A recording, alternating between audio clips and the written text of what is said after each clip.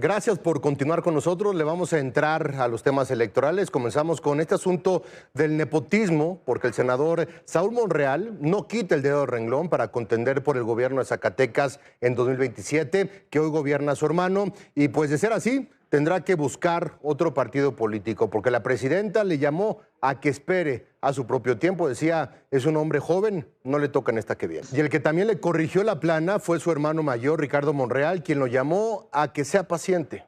Que no va a irse de Morena. Él va a continuar siendo leal al movimiento y que obviamente no, yo no he visto eso, que no lo descartó, simplemente dijo que iba a agotar la instancia dentro de Morena. Ahora vamos a Sonora, que tendrá una elección para gobernador el próximo año, y esta semana se vio al presidente nacional de MC, Jorge Álvarez Maínez, en el informe del alcalde panista de Hermosillo, Antonio Asteazarán, lo que generó especulaciones sobre una posible alianza entre el PAN y MC ahí en ese estado sonorense. Pues yo creo que es una opción, es una alternativa importante. El alcalde de Hermosillo tiene una presencia política importante. Por supuesto que nosotros no estamos pensando en ningún tipo de coalición. ¿Alianza PAN-MC se descarta? Se descarta totalmente, no por una situación personal, sino porque nosotros no podemos perder el tiempo en indefiniciones. Ellos tienen una alianza con el PRI que acaban de ratificar en Durango. Entonces, si Antonio Asteazarán le parece al líder de MC una opción de Sonora, pero sin ir en alianza con el PAN, ¿lo querrá convencer de irse a MC? Eso es algo que vamos a estar viendo. Mientras tanto, el presidente del PAN en Sonora, Gildardo Real, no descartó la coalición entre los azules y los naranjas. Pues mira, el tema de las alianzas se ve a nivel nacional, ¿verdad? Eso, te recuerdo que somos partidos nacionales, entonces seguramente los dos Jorges, Jorge Álvarez Maínez y Jorge Romero, tendrán más información al respecto de la que yo tengo. En las reuniones que tenemos nosotros con Jorge a nivel nacional, se habló como una posibilidad porque en algún momento se sentaron. No sabría decirte si 1%, 10%, 50%.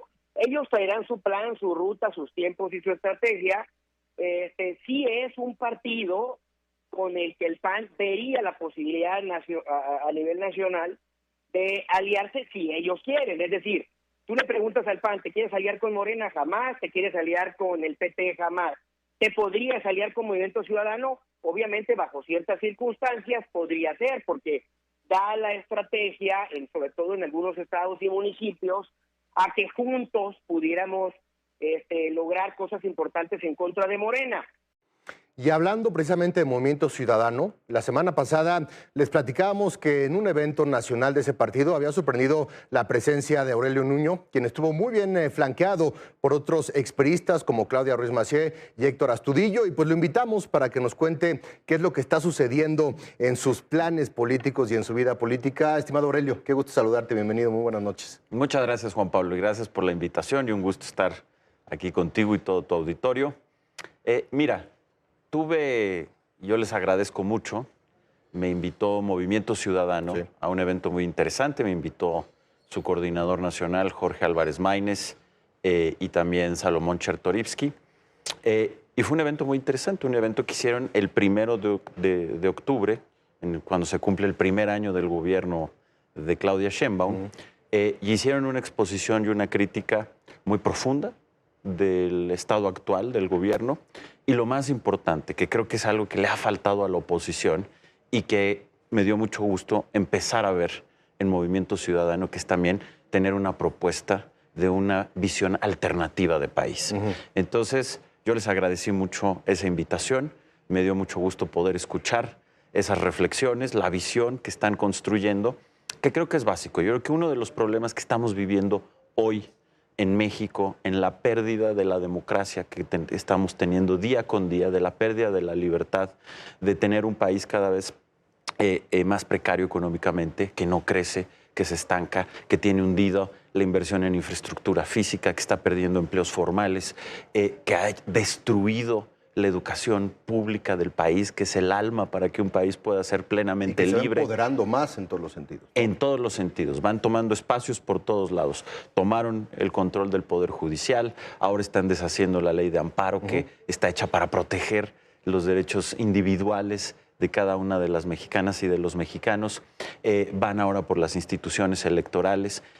Han destruido la posibilidad de tener una educación para la libertad y están construyendo una educación para la vida servil, para el sometimiento, quitando presupuesto a la educación, destruyendo las escuelas de tiempo completo, creando planes de estudio que son propaganda. Bueno, frente a eso hay un enorme problema y es que hemos tenido una oposición muy poco efectiva.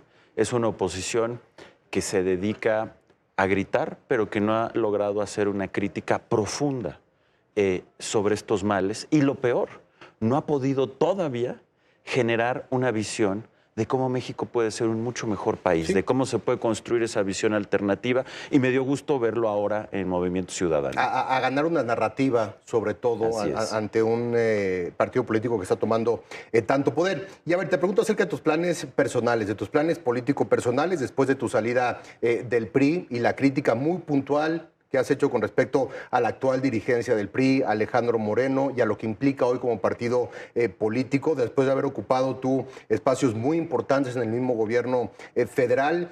¿Te ves? ¿Hay pláticas? ¿Existe la posibilidad de que te veamos de nueva cuenta en un partido político con Movimiento Ciudadano?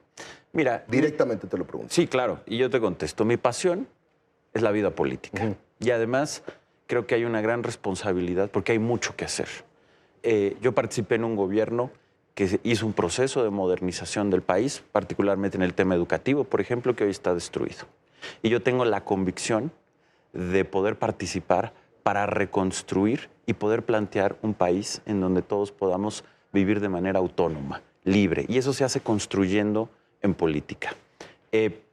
Desafortunadamente, como lo he expresado públicamente aquí mismo en tu programa y en muchos otros, desafortunadamente hoy esa posibilidad ya no está en el PRI, que durante muchos años fue mi partido. Hoy, desafortunadamente, es un partido que viene en picada, que tiene un dirigente autoritario, que tiene un dirigente que no permite que existan otros liderazgos, que no tiene una visión de hacia dónde tiene que ir el país. Que se ha perpetuado. También se ha perpetuado en contra del principio básico del PRI, que es la no reelección. Después de tener el peor resultado electoral de la historia del PRI, se reeligió. Y es alguien que no acepta otras visiones, que quiere gobernar como un pequeño pachá, como un pequeño cacique, y eso no es posible. Cuando uno quiere construir un país libre, tiene que hacer una política libre, y eso no se puede hacer hoy en el PRI, que además está norteado. Tampoco tiene una visión de país ni le interesa. Entonces, desafortunadamente, eso no se puede hacer ahí. Sin embargo, el corazón de principios que en algún tiempo inspiraron al PRI, como fue el liberalismo social que creó don Jesús Reyes Heroles, es decir, una visión en donde la libertad, pero una libertad que pueda ser ejercida por todos, principalmente por los más marginados, que son quienes más dificultades tienen para poder tener una vida libre. Ese liberalismo igualitario, ese liberalismo social que está en las entrañas de la historia de México y que fue parte fundamental del PRI cuando era partido, es algo que me sigue inspirando y que yo creo que hay muchas vías para construirlo. En este contexto, a mí me parece que Movimiento Ciudadano ha logrado tener una plataforma con una orientación de un liberalismo igualitario, de una socialdemocracia que es fresca, que a diferencia de lo que está pasando en el PRI y en el PAN, están intentando construir una visión alternativa de país, hacernos ver que México puede ser mucho mejor respecto a lo que es hoy en Morena, que tiene cuadros de avanzada, cuadros como Jorge Álvarez Maínez, como Salomón Chertorivsky, como Laura Ballesteros, que tienen una visión fresca, una visión de este liberalismo igualitario, de una socialdemocracia, con la cual me identifico. Ahora, ¿qué voy a hacer? Es algo que todavía no tengo determinado. Por lo pronto, seguir dando una batalla pública, agradeciendo espacios como el tuyo en el que me invitan a dar mis puntos de vista, particularmente sobre educación, pero también de democracia, y vamos viendo qué es lo que se construye hacia adelante. ¿Existe actualmente una invitación de Movimiento Ciudadano para que te unas al partido político? Mira, no, yo platico mucho con ellos. Hay pláticas. Pero no hay un ofrecimiento todavía, pero bueno, yo creo que sin duda, es un partido que hoy es el único que desde la oposición puede representar o representa una esperanza de cómo se puede construir un México libre, un México en donde todas las personas, todas las mexicanas y los mexicanos puedan tener una vida plena, una vida autónoma, que puedan vivir la vida que quieren vivir. Y creo que, en fin, yo creo que el esfuerzo que están haciendo es muy positivo y yo estoy muy agradecido con ellos por la invitación que me hicieron a ese foro.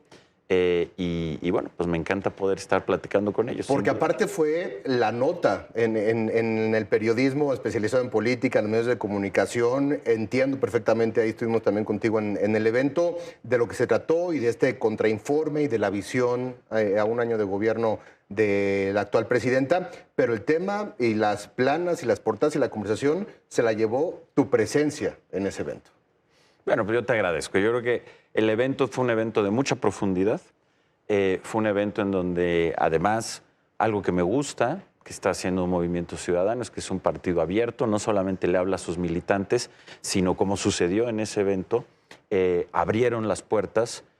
Les agradezco la invitación, pero habíamos muchas otras personas que no militamos en Movimiento Ciudadano y que nos invitaron. Creo que eso habla también de esta visión que, por ejemplo, hoy, desafortunadamente, en el PRI es imposible. El PRI solamente se habla a sí mismo. El pequeño grupo que está con Alito se habla a sí mismo. Por supuesto, no le hablan al resto del priismo y mucho menos al resto de la sociedad. Entonces, en ese aspecto creo que hay una muestra más de una visión de una mayor apertura, de mayor libertad, más democrática y de una visión de hacia dónde tiene que ir México con una mayor claridad, ¿no?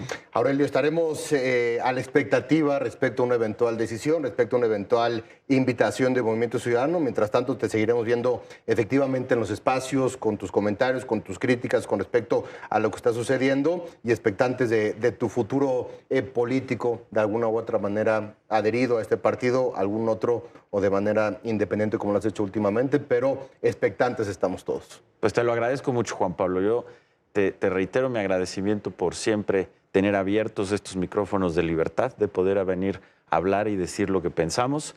Y bueno, pues también te agradezco mucho el interés y aquí estaremos. Cada vez que me invites, con muchísimo gusto, estaré en este programa de gran nivel de análisis además. Te felicito. Gracias, Aurelio.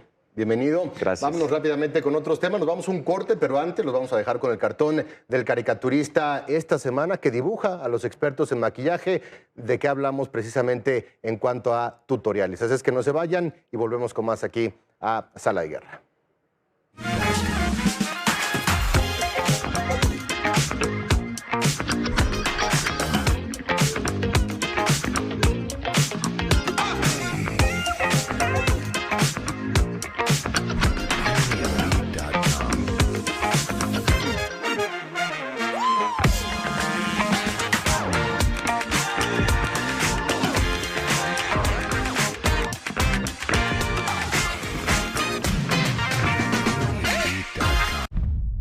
No estamos aquí para agradar.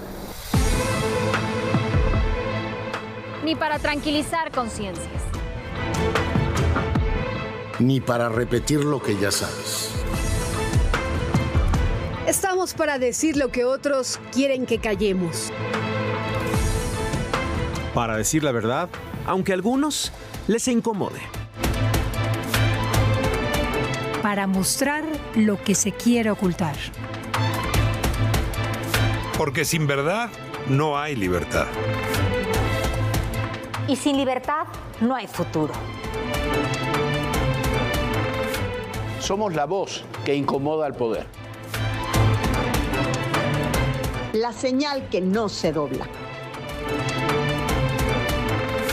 El canal donde la verdad no se negocia.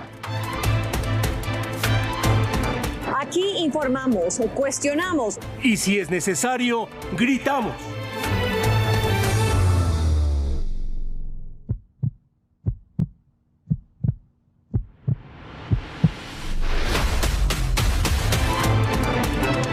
ADN Noticias, te hablamos con la verdad.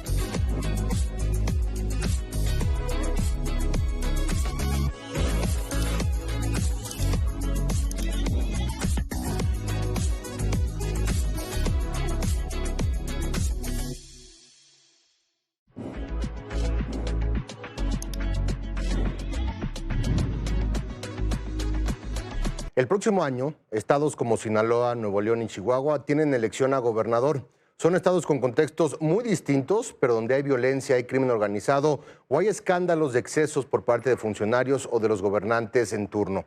¿Qué tanto van a afectar este tipo de situaciones, las preferencias electorales que se están construyendo para la elección del 27, para analizar el panorama de lo que viene para estos y otros 14 estados que van a cambiar de gobernador? Le doy la bienvenida a los consultores Roberto Trad y Rafael Morales. Querido Roberto, querido Rafa, ¿cómo están? Muy buenas noches. Un gusto estar aquí. Bienvenidos, gracias por acompañarnos. Gracias. A ver, Roberto, empiezo contigo. Lo platicamos un poco fuera de cámaras, pero el hecho de que la elección del 2027 ya empezó. Por una parte, me parece muy importante lo que va a suceder con las contiendas internas de los partidos, con una decisión que tiene una presidenta de la República y, digamos, de partido en ese sentido, de imponer o no a sus candidatos y de las consecuencias que eso vaya a llevar con los competidores al interior de los partidos políticos.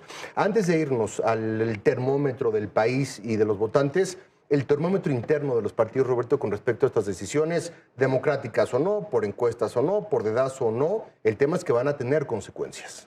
Bueno, y se va a poner a prueba realmente la palabra tanto de unos como de otros. Es decir, hay una promesa en el PAN, por ejemplo, hay una promesa de que ahora las candidaturas van a competirse abiertamente y va a estar el mejor y van a dejar de haber dedazos. Hay que ver si esto se cumple y esto lo vamos a ver durante los siguientes 2 años. Eso, sin duda, del lado del PAN. También del mismo lado, pues tienes el problema de un MC que quiere con el PAN, pero no quiere con el PRI, que ya anunció que no se van a juntar con nadie, pero que sí se van a juntar, y eso le abre oportunidad tanto a panistas disatisfechos como a morenistas disatisfechos para moverse, ¿no? Creo que el MC va a jugar un poco ese rol, digamos. El PRI, pues es un misterio, ¿no? Hay que ver qué va a pasar, porque pasa que a nivel nacional son incompatibles las 3 fuerzas de oposición. Eso ya lo sabemos. Ya se demostró con esta alianza, con los números. Pero a nivel local no. O sea, tú pregúntale a un candidato a diputado local, a un candidato a alcalde, que dice, oye, entre los 3 partidos tienen una base de 30% más 20% que yo pueda jalar, pues ahí tengo el 50%, ¿no?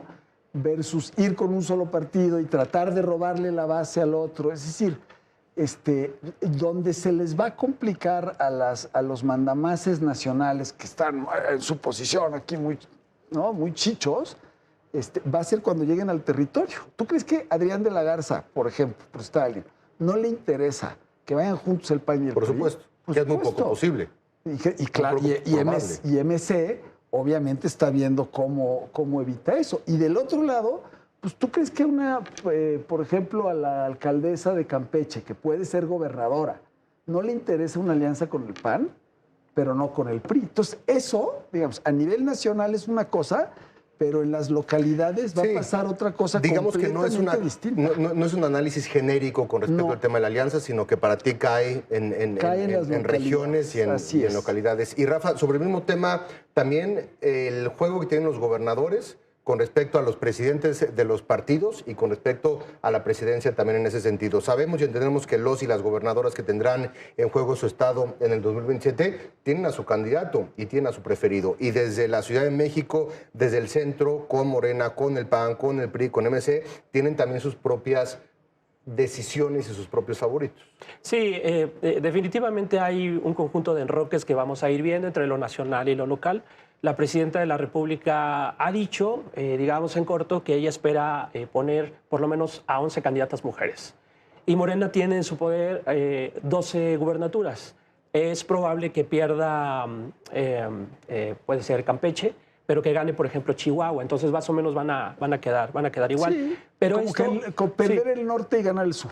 Sí, o sea, al final de cuentas van a mantener, digamos, los números, van a ganar algo inédito, que es Chihuahua, con un candidato que puede ser, por ejemplo, Cruz Pérez Cuellar, que territorialmente está muy bien, pero frente a una aspirante como la senadora por Chihuahua, se me acaba de olvidar el nombre. Andrea Chávez. Sí, claro, Andrea Chávez. Pues bueno, lo que vamos a ver ahí es cómo va a jugar sus cartas la gobernadora. Se ha dicho ahí también en corto que ella quiere entregarle a Cruz Pérez Cuellar, por ejemplo, pues ese es un digamos, un comentario que se da entre los corrillos políticos, pero como quiera que sea, va a haber ahí una tensión entre lo que quiere la presidenta de la República y lo que los propios actores locales están jugando en el territorio, ganando el territorio, no ganando los medios desde la Ciudad de México. Oye, Roberto, a ver, Rafa trae a colación el tema de los números, de las posibilidades y del tema de las encuestas, ¿no? Hay partidos como Morena que han dicho, a ver, nos vamos a ir por encuestas, y antes de platicar del tema del nepotismo y de quién sí y de quién no, el tema de las encuestas, un factor. Hemos visto lo que sucedió con Encol, por ejemplo, esta semana respecto a quien dicen, a ver, pues eso es la encuestadora del gobierno y sus números están alineados, digamos, a Morena específicamente, contratos, etcétera, etcétera. Nosotros, por ejemplo, en Polls MX tenemos una herramienta que es la encuestas que ayuda, digamos, a transparentar. Pero ¿qué juego ves que vayan a tener las encuestas en los procesos internos de los partidos políticos? Ya lo vimos, sucedió en la Ciudad de México, con Omar García Harfuch en su momento, estaba en las encuestas, pero bueno, no. Ganó en la encuesta. Ganó en la encuesta. A ver, Harfuch ganó la encuesta. ¿Qué pasa con las encuestas? Bueno, las encuestas son instrumentos de quien las usa.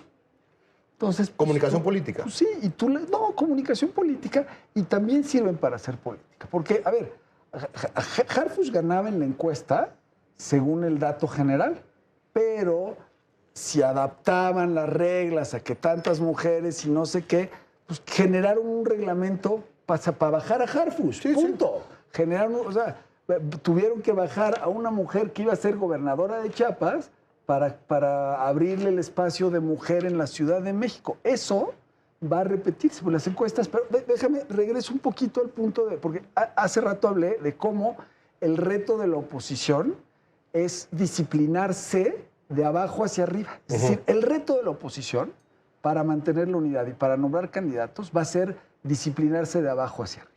La operación. La operación. El reto en Morena es exactamente al contrario. Van a tener que disciplinarse de arriba hacia abajo. ¿Por qué? Con respecto a la elección de candidatos. Claro. ¿Por qué? Porque algo que no están diciendo las encuestas es que de abajo hacia arriba Morena trae mucha crisis. Es decir, si tú evalúas a la presidenta te va a salir altísimo todo el sexenio. Por una sencilla razón, porque la presidenta realizó la gesta histórica de ser la primera mujer en el poder. La queremos, los mexicanos. Tú le preguntas a los mexicanos, oye, ¿qué opinas de Claudia Sheinbaum? Van a opinar bien, porque primero, le habla a un segmento distinto al que le habla López Obrador. Y primero es Morena, ¿no? O sea, primero es que nada es la marca. Que claro, la marca y eso ya te garantiza el 40%. Claro. Pero segundo, ella sí le habla a otros segmentos que no le hablaba a López Obrador, sobre todo a las mujeres y a las clases medias y a los empresarios, cosa que no pasaba con López Obrador, ¿no? Y eso obviamente te aumenta la capitalización de la aprobación. Eso no se traduce necesariamente en comportamiento electoral. Recordemos, y lo digo a propósito, en 2003 Vicente Fox tenía la aprobación histórica y perdió la elección intermedia.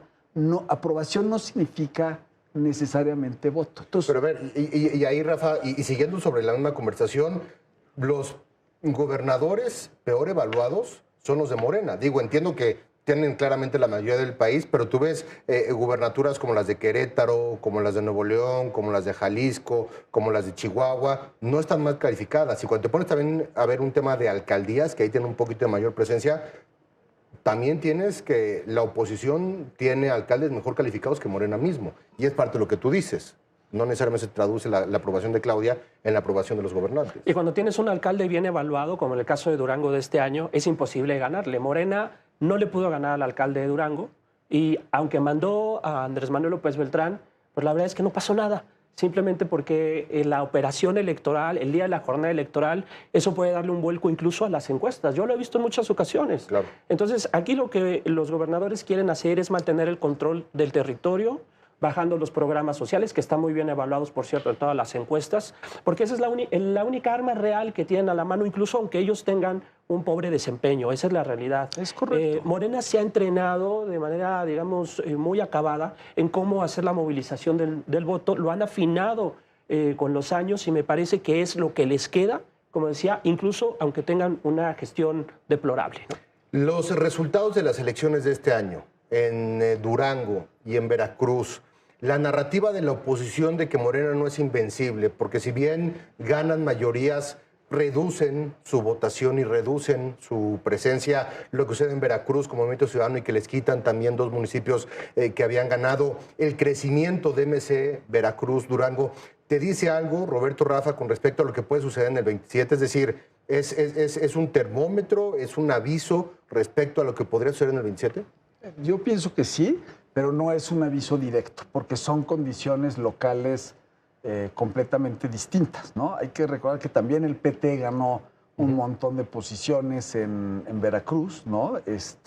Donde no fueron en alianza. Donde no fueron en alianza. Entonces, es una lógica distinta. Pero, efectivamente, yo creo que lo que hay que voltear a ver como antecedente del 27 es la intermedia del 21 en la Ciudad de México, porque quien está al mando es la presidenta y quien estaba al mando de la Ciudad de México era la presidenta. Y de ahí tienen que aprender de sus propios errores, ¿no? Fue una de las grandes derrotas en ese sentido. Fue una de las grandes derrotas. Que incluso rompió al partido y distanció a personajes. Rompió y los volvió a unir al final, ¿no? Sí. Porque ahí están ganando y ganaron increíblemente. Pero consecuencias hubo, digamos. Consecuencias hubo. Entonces, yo sí veo 2 factores en la intermedia para la definición de las candidaturas. De abajo hacia arriba la oposición y de arriba hacia abajo Morena. Y así vamos a irlo viviendo. Y en este de arriba hacia abajo hay un segundo elemento del que no hemos hablado, la posible ruptura con el Verde. Porque eso sí está en la mesa por el tema de la ley de nepotismo. Rafa. Bueno, naturalmente por eso y sobre todo por los números. Cuando tú revisas las boletas electorales y ves cómo la gente vota, la combinación Morena, PT, Verde, francamente pues ya no les da nada. Esa coalición en términos electorales no tiene ninguna rentabilidad. Entonces, la erosión de esa coalición electoral va a venir por los 2 frentes. Por el lado de la reforma, en el caso de activar una medida antinepotismo, pero sobre todo por el lado de los números.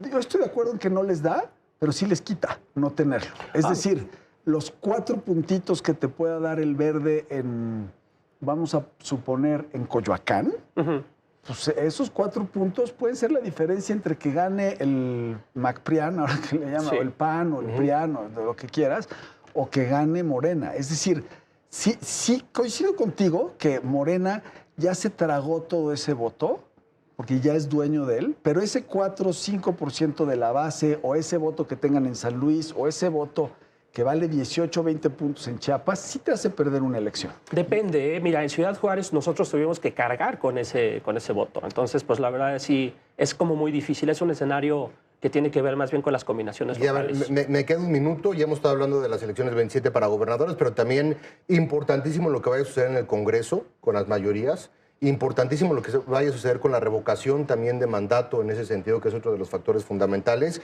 y la próxima etapa también de la reforma electoral y la elección de jueces y magistrados. Es decir, va a tener una elección muy compleja de muchas decisiones y de muchas opciones. Un minuto, Roberto. A ver, lo que más le conviene a Morena es que la revocación de mandato la generen antes del proceso electoral o después del proceso electoral, en año que no hay elección. ¿Por qué?